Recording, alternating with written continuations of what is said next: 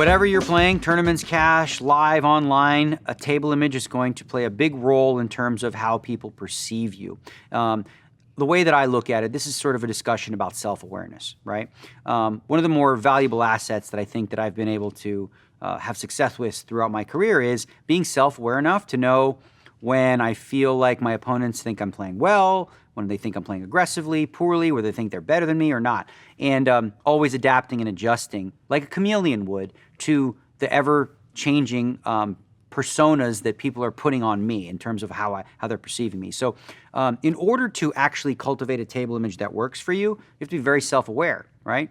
When you sit at a table, how do people perceive you? What do they think of you? Do they see you as sort of a nerdy school kid who's been bullied? Are they going to try to bully you? Do they see you as someone who's more of a macho, aggressive player who likes to push people around? Do they see you as intelligent, foolish, aggressive? If you're not aware of how people perceive you, you can't exploit your table image. Like, that's the most important thing. So one of the things you can do as well to shape your table image is be very wary of the hands you're showing, the table talk, what you wear, what information you give away. Because when you sit down at a table, whatever you're wearing is information, right? If you show up to a table wearing sunglasses, a hat, and have headphones in, what message are you sending? You're sending messages that you're there to work, right? You're not there to be social and have fun. You're there to work. So is that the message you want to send? Maybe. And if so, how are you going to exploit that? So first and foremost, we need to understand that self-awareness is key, and then learn from whatever you choose as your table image. How do you exploit that? If your table image is one of a very, very tight player who never bluffs, how do you exploit that? If your table image is a wild and crazy player, how do you exploit that? I love that part. That's essentially the metagame at the highest level that is the most fascinating to me.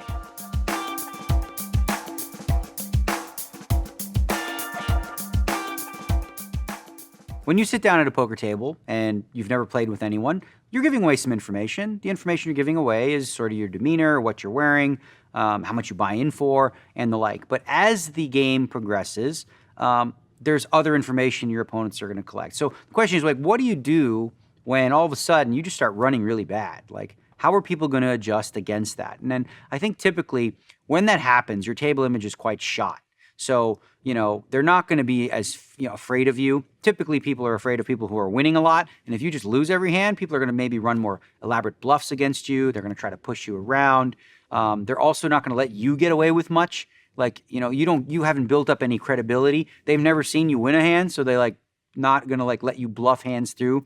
But again, that all depends on what types of situations in terms of how you're running bad looks. If while you were running bad, you were doing a lot of bluffing as well, it's not going to work. People are not going to buy into it, which opens up another opportunity if cards do turn for you to get value from that. So nothing you do at the table is something that you can't use as far as table image to exploit your opponents, because they're going to look to exploit you.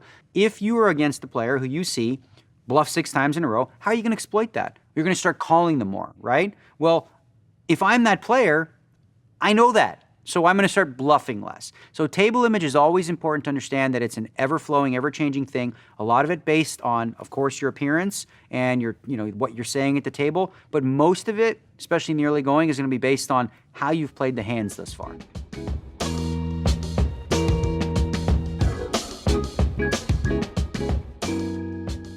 Say you're on vacation, you visit Atlantic City. You're not from there, and you sit down in a game and no one knows who you are and you don't know any of them. Well, is that an advantage or a disadvantage for you? And I think you can look at this 2 ways.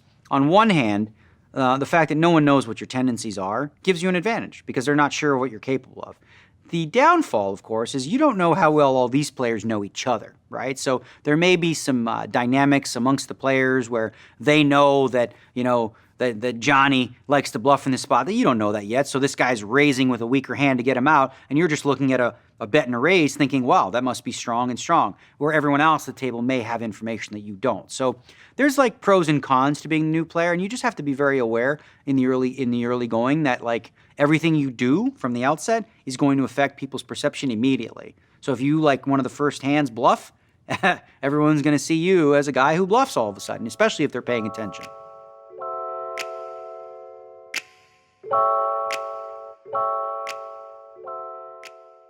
When you're paying attention to what's happening with your opponents, it's also extremely important to be aware of your own personal table image, right? And you should also be aware that the perceived image that people have of you may not be right based on what's just happened, but they're confused by what's happened. So let's just talk about a real example. Let's say you raised 4 hands in a row. In all 4 hands, you bet the flop, you bet the turn, and you went all in on the river, right? So what are your opponents going to think when they see that? They're going to think, well, this guy's playing a little bit like a maniac. He was probably bluffing in some of those hands. Meanwhile, it's very possible and theoretically possible that you had the absolute nuts every single time.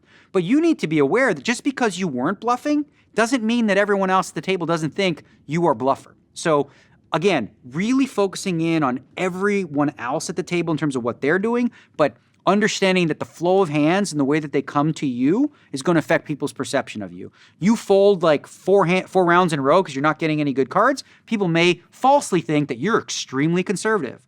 So they're going to have your range dead wrong when you do open a pot. So when you finally open, they're going to be like, oh man, this guy opened up. He never opens. So they're going to think you have aces or kings or queens. Sometimes, you'll be at a table and maybe you don't play a single hand for 4 rounds because you're just getting, garbage hands. Well, that's going to leave an impression on your opponents who now think, well, this player is extremely tight. So when you actually do open, let's say you open under the gun, they're going to think, wow, he hasn't played a hand in an hour. He probably has aces, kings, or queens. So you need to be aware of that, what it opens up for you. So now that everyone thinks you're this really tight player, you should be able to steal pots when you need to. So always understanding that your table image is an ebb and flow situation. It changes from moment to moment. And there's a lot of things you can do, which we'll get into in terms of manipulating people's image of you. And we'll talk about how sometimes making a suboptimal play where, you maybe make a mistake or you might even show a hand. And this is a psychological warfare type of game that only the elite should really mess with. But sometimes you're going to show a hand to specifically plant a seed that you're going to exploit later.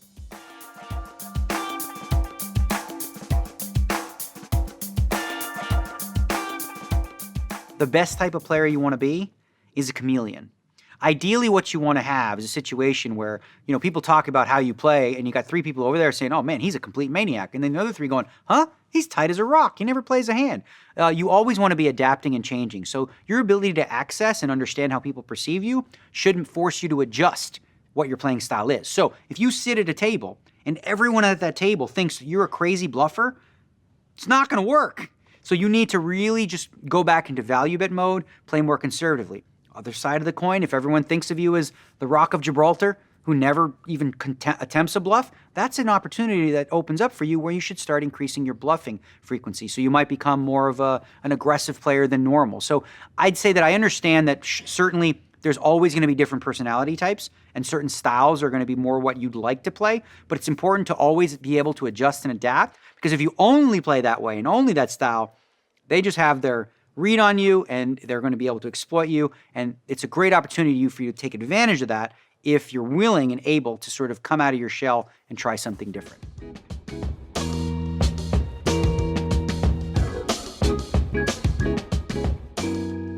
When you're cultivating a table image or you're doing some advertising or you're setting up your opponents, you have to ask yourself, okay, well, if I'm giving up this edge, for example, by maybe playing a little more loosely than I want to or anything like that, how long am I going to get to play with these people, all right? So if you do this in a tournament and you set up this great table image where you've run a bunch of bluffs and you're just about to exploit it, and then, the floor man comes by and says, okay, we're breaking this table, you're like, huh?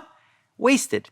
All that work that you put into creating the table image is no longer valuable because you're going to be at a new table and no one there knows how wild you were playing beforehand. So in a cash game, you can think a lot more long-term in terms of your table image and how to set that up. But in tournaments, you don't really have the luxury quite as often to, do that unless for example, your table's not going to break all day. And that's why I think every bit of information you can get, whether it's live or tournaments, you should have. So, if they don't have a breaking order on the table, you should be mindful of that. The structures, when the rebuys end, all these kinds of things are important for you to know so that you're not surprised by situations and you don't, miscalculate by setting up a table image in a spot where you're not going to get to capitalize off of it.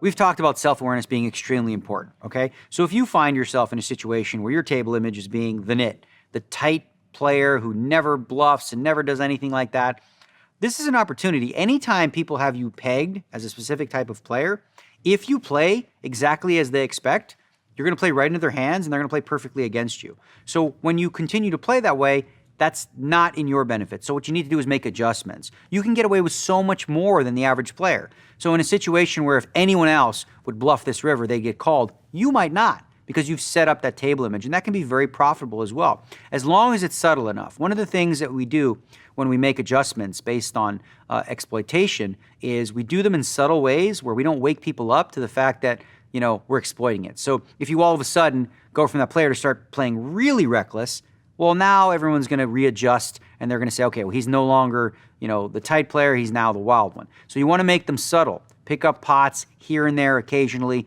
You'll get away with a lot more than the average player.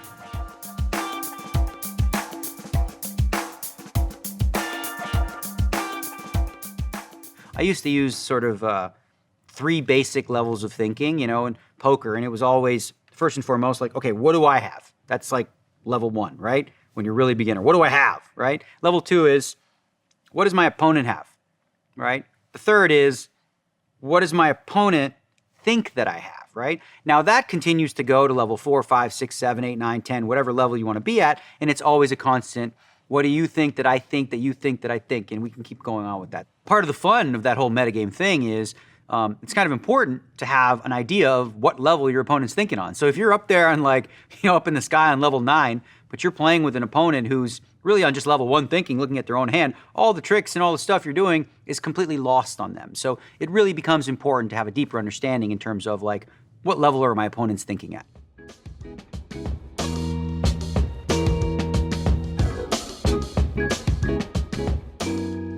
One of the things you want to avoid, you know, when talking about poker hands is like always or never. You know, typically the correct answer to any poker question someone asks me is, it depends, right? It depends on the situation. It depends on the opponent. It depends on what I did the last 4 or 5 times. You never want to fall in the traps of saying like, you should always raise with aces no matter what. Well, I can probably think of a few situations where you might not want to. Or, you know, you should never call with a draw on the turn if you're not getting the right price or something along those lines.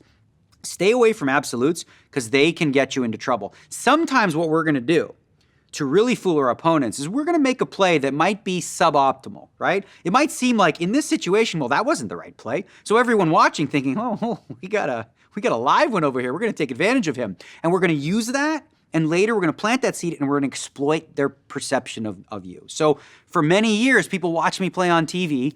You know, High Stakes Poker was a show, or you couldn't bluff me because I always called, right? I would just always call. So now I'm aware that my opponents think he overcalls. So what does that mean that they're going to do? They're going to bluff me less. So what does that allow me to do? Now I can start folding.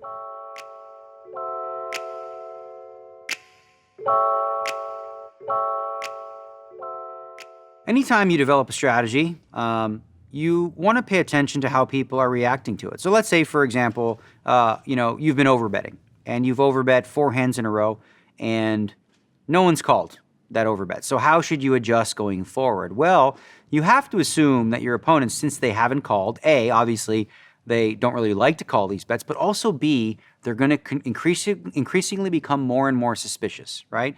They didn't see any of the hands, you didn't show any of them, so they're going to assume that some of those were bluffs. You could have had the nuts all 4 times, right? But they might assume that some of those are bluffs. So if there was going to be any sort of metagame adjustment there, I would say that I wouldn't factor in any bluffing. Even though it seems as though, well, hey, people are folding a lot to this overbet, I would continue to do what I'm doing, expecting people to make the adjustment and start calling my overbets. If they start seeing the overbet as the norm, like, well, that's what he does a lot, then, okay, eventually they're going to think that I'm balanced enough to be bluffing there. So, for example, I could exploit there by actually not being balanced and just always having it and expecting people to eventually say, yeah, well, he's got to be bluffing one of these times.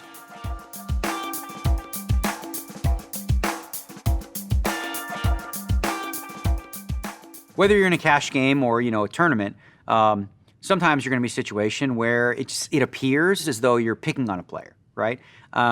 So, for example, they keep raising and you keep 3-betting, and, you know, they're folding, and you 3-bet them and they keep folding. So they've done that 5 or 6 times. So the question is, how is that going to change the metagame going forward? The fact that, you're going to be perceived as a big bully. You may have had, aces every time, but as long as you're not showing your cards, that player doesn't know that. So what adjustment are they likely to make? Well, one of the things, or one of the weapons they may use, obviously aside from just playing maybe a little tighter, is they may start 4-betting you, okay? And they're going to now start 4-betting you with hands that maybe otherwise they wouldn't have 4-bet you with earlier on before they'd seen this develop. So what does that mean for you? That means that the range of that 4-bet is going to be weaker, which means you should probably continue more often with slightly weaker part of your range. So as if this was the very first hand and you never played with this player, he raises, you 3-bet, they 4-bet, you're going to put them on a very conservative range. But if you've already 3-bet them 6 times in a row, and now they 4-bet you, you'd significantly decrease the value of the range that you're up against for that 4-bet.